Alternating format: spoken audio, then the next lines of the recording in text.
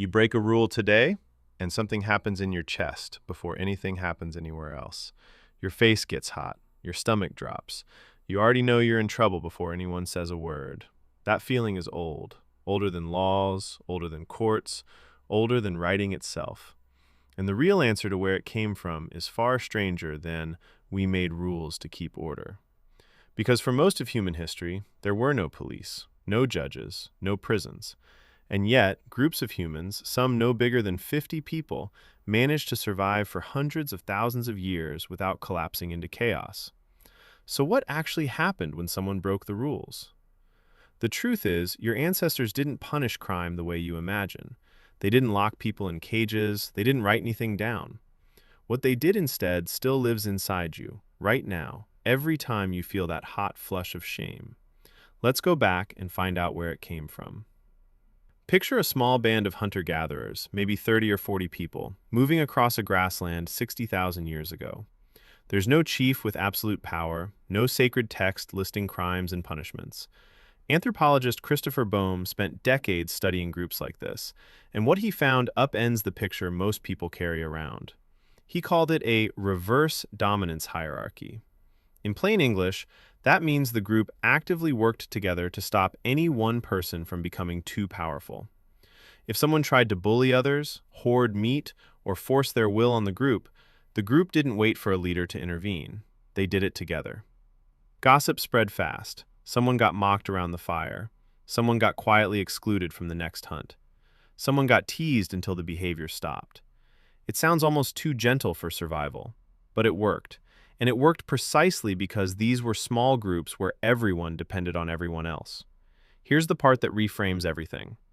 Punishment in early human societies wasn't mainly about hurting the wrongdoer.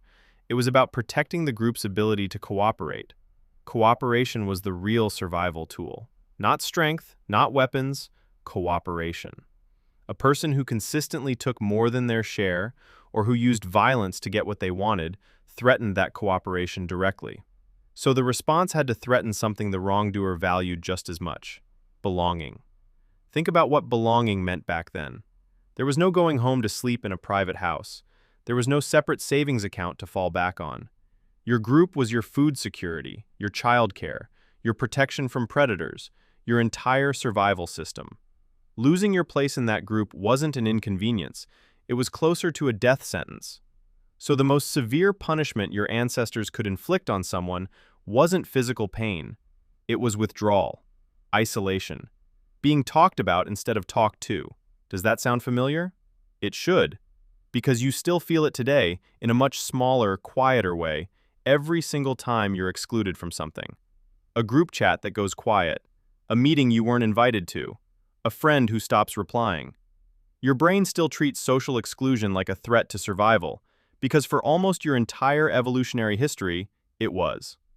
Researcher Kipling Williams built an entire body of work around this idea using something called the cyberball experiment.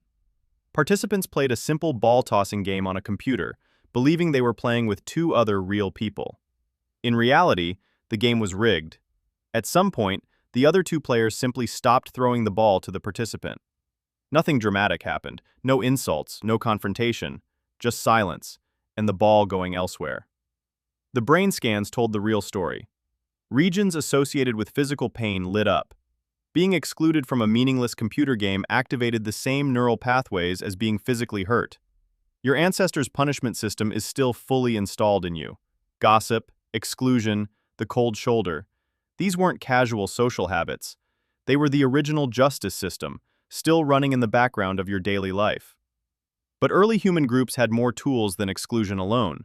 There was mockery, and it mattered more than you'd think. Public teasing, aimed carefully, could correct behavior without ever escalating into violence.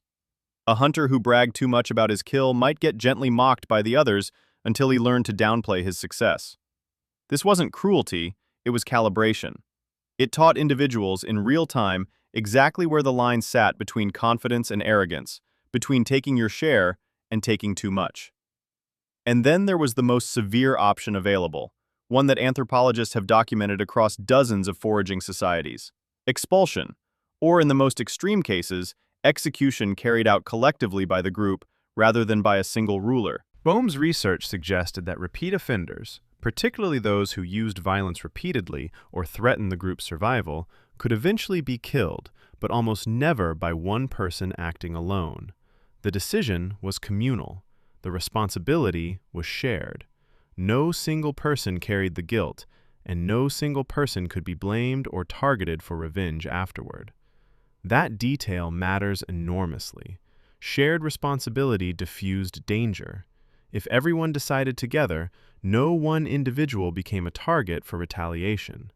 It's the same logic, strangely enough, behind firing squads using blanks in some of their rifles, so no soldier knows for certain whether they fired the fatal shot. Humans have always understood, on some level, that the weight of punishment needs to be spread out to be sustainable. Now here's the twist that changes how you should think about your own conscience.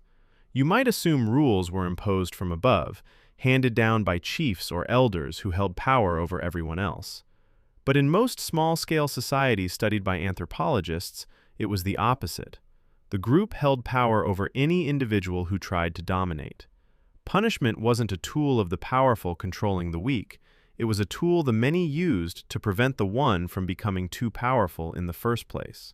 This means something remarkable about where your own moral instincts came from.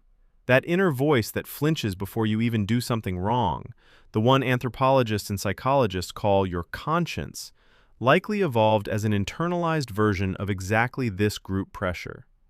Researcher Michael Tomasello, who spent years comparing human children to chimpanzees, found that human toddlers as young as 2 show spontaneous concern for fairness and cooperation in ways that other primates simply do not. Chimpanzees will help each other occasionally, but they don't seem to feel guilt in anything like the way humans do, and they don't police each other's behavior through shared social judgment the way early human bands did. Your conscience isn't some abstract moral compass installed by religion or philosophy, even though both later shaped and refined it. At its evolutionary core, your conscience is a survival mechanism. It's the internalized voice of 100,000 years of ancestors whispering, "Don't get caught taking too much. Don't get caught hurting someone weaker. Don't give the group a reason to talk about you instead of with you." Guilt, in this light, isn't a modern invention. It's ancient risk management, running quietly in your head before your actions can put your belonging in danger. So what did ancient humans actually do when someone broke the rules? They talked about it. They mocked it, gently or sharply depending on severity. They excluded the offender, sometimes briefly, sometimes permanently. And in the rarest and most extreme cases, they ended it together, sharing the burden so no one person had to carry it alone. There was no court. There was no written law. There was only the group, watching, judging, and correcting, because the group's survival depended on it. And you carry every piece of that system inside you right now. The anxiety before a difficult conversation, the relief when you're forgiven, the sting of being left out of something small and meaningless. None of that is random. It's the oldest justice system humans ever built, still running, just without the campfire. Which brings you back to that hot flush of shame you feel the moment you break a rule today. It isn't a modern invention, and it isn't really about the rule itself. It's the echo of 100,000 years of ancestors who understood something you rarely stop to think about, that being watched by your group, judged by your group, and welcomed back by your group was never a small thing. It was, and still is, the whole point of being human.